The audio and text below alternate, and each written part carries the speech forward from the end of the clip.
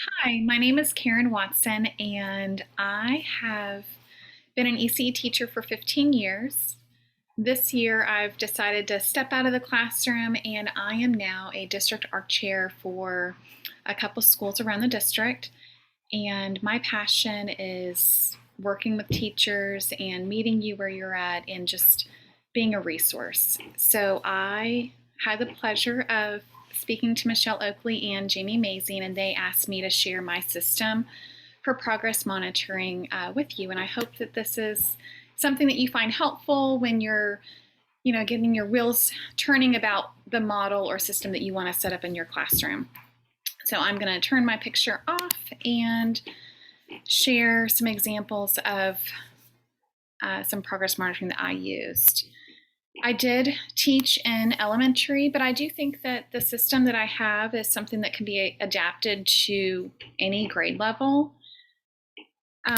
So what I did was I had a folder system, and each student had their own manila folder.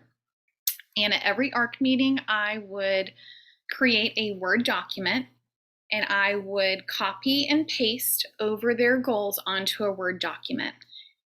I would then create whatever kind of system or assessment that I wanted to use. So this would be an authentic assessment or a direct measure, because I was creating it, or I was using a checklist or some kind of rubric or a behavior chart. So each student would have a folder, and I would make enough copies to get us through like in 9 weeks.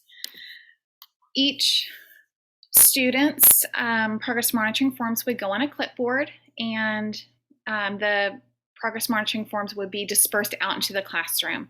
My philosophy of teaching was primarily in a co-teach setting, and I would attach, so if I had if I had 3 kids in one class, I would attach all of their progress monitoring to one clipboard, and that teacher would also then track data on those forms for me as well. And it got to the point where the teachers knew if I needed a running record, if they did a running record, they would just attach it to the clipboard for me. So every Monday, either my assistant or I would pull all of the different progress monitoring forms, attach it to the clipboards, and deliver those to the classrooms. And here's just an example of the way one of them looked. So this student had a 3-page document, and it looked like she had a social goal. So she was working on waiting her turn to respond to a speaker, and I wanted her to also work on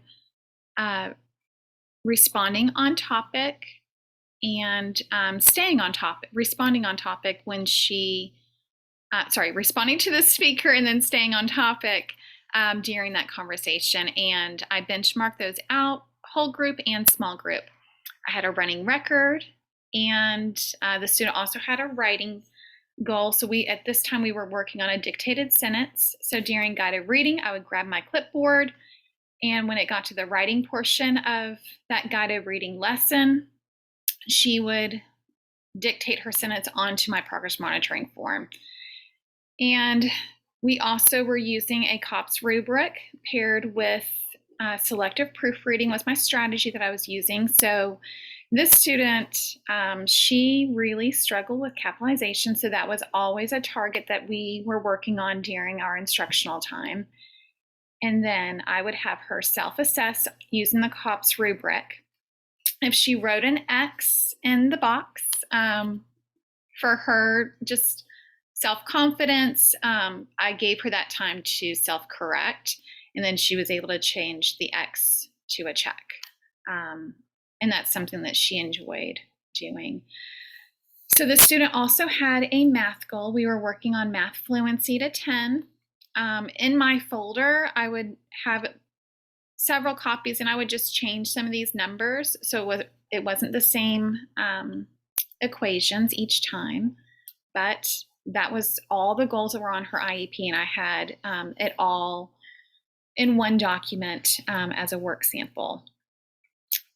Another example is this student.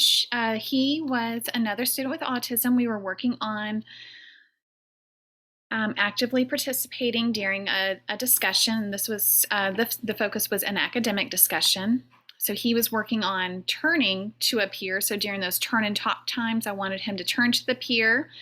And then here's the checklist: listen to the peer, share his thoughts and ideas, and then also participate in the conversation the entire time. So the teacher and I would just check what we observed.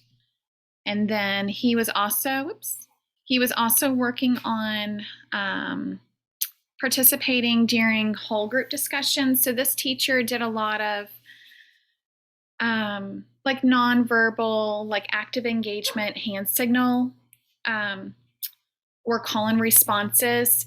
And we noticed that during this time, he would often just sit and kind of just hide away in his seat.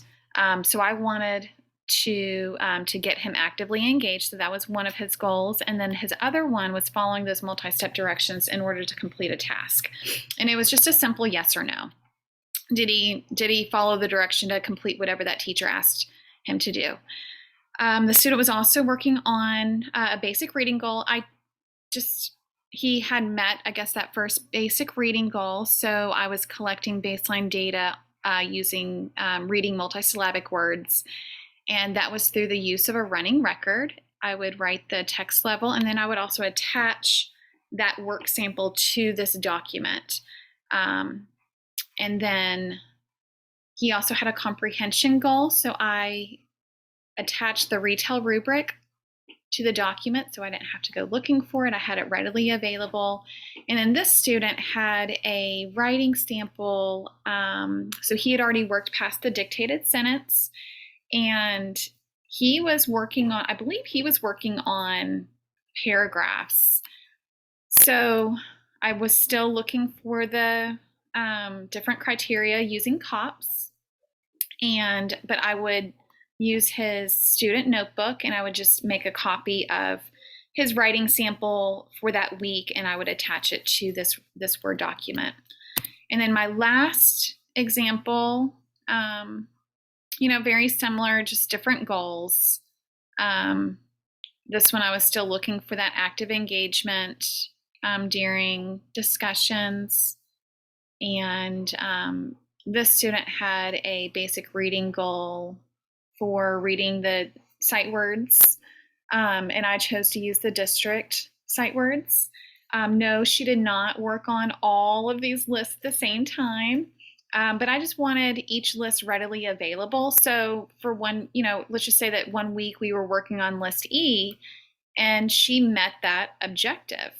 Well, I automatically readily had list F to have her try to read through and collect that baseline data. And again, the student had a running record as for her reading goal. So, these are just some examples that I have. I hope this kind of gives you a better idea of a system that you could start developing in your classroom.